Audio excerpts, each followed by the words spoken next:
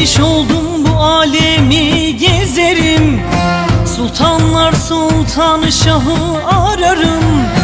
Dergahların gezdim, niyaz eylerim.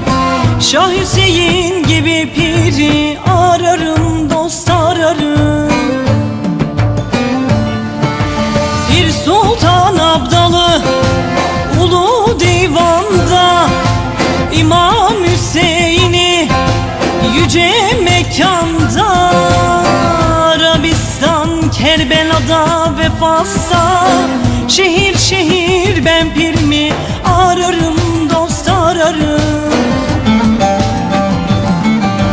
Bir sultan abdalı ulu divanda, İmam Hüseyin'i yüce mekanda.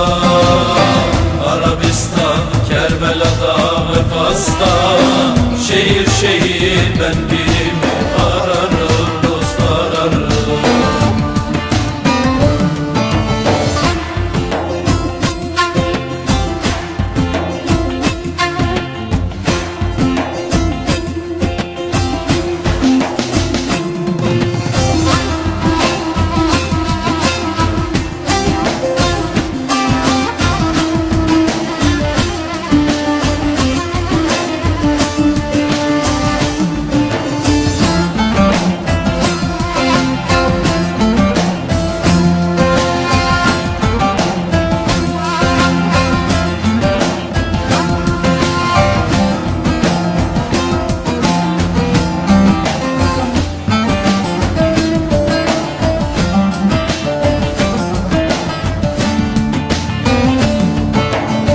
Bülbülü sümbüle türküyü saza, Yunus Emre gibi sırtımda aba.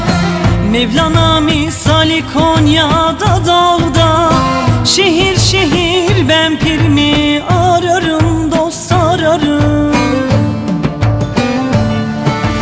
Bir sultan abdalı ulu divanda, İmam Hüseyin'i yüce